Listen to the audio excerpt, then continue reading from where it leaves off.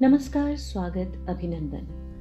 प्यारे प्यारे दोस्तों का, मेरे श्रोताओं का और उन सब का भी जो अभी तक कार्यक्रम सुन तो रहे हैं लेकिन चैनल को सब्सक्राइब नहीं किया।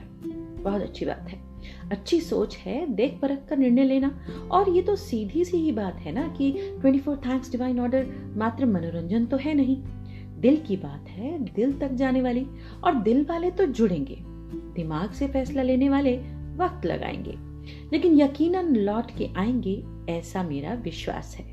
ये पुकार सच्ची है, ये बातें जिंदगी की हैं और आप और हम सीधे या फिर अन्य किसी तरीके से इनसे खुद को जुड़ा हुआ महसूस जरूर करते हैं। इसके प्रमाण मुझे लगातार मिल रहे हैं, कभी कमेंट से, कभी मैसेजेस से, कभी अपनों की कॉल से भी।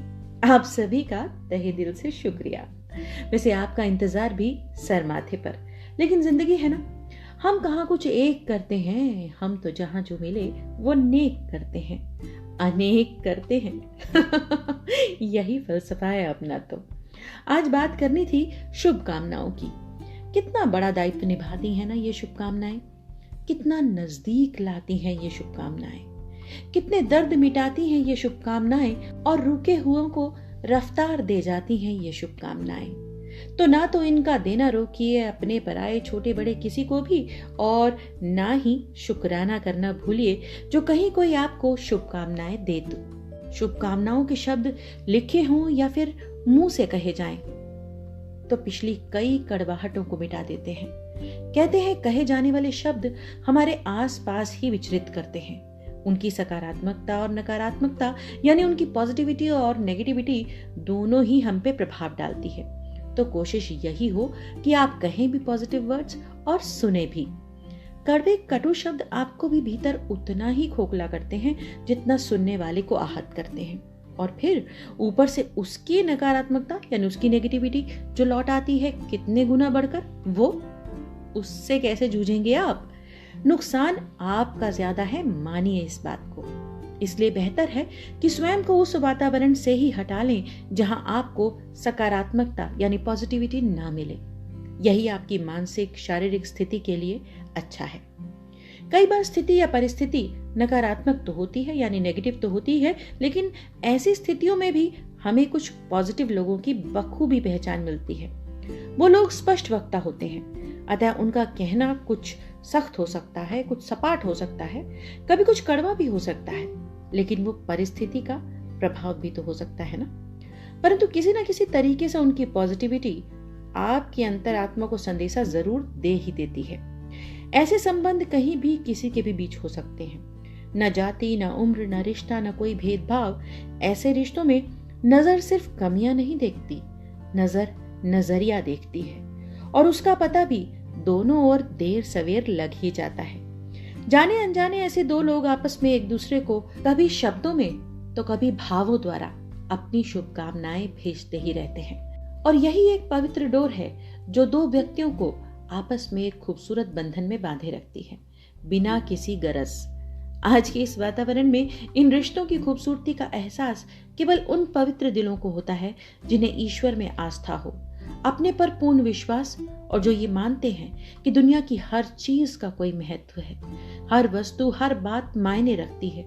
सोच समझ के कहना जरूरी है, हर किसी को इज्जत देनी जरूरी है।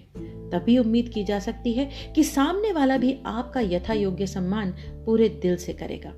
मैं शुक्रगुजार हूं उनकी जिनकी दुआओं में कभी भी मेरा नाम आया, वो जिनका खुशी में प्याम आया, अलसुबह खुशनुमा पलों में पहली किरण का लेके इनाम आया।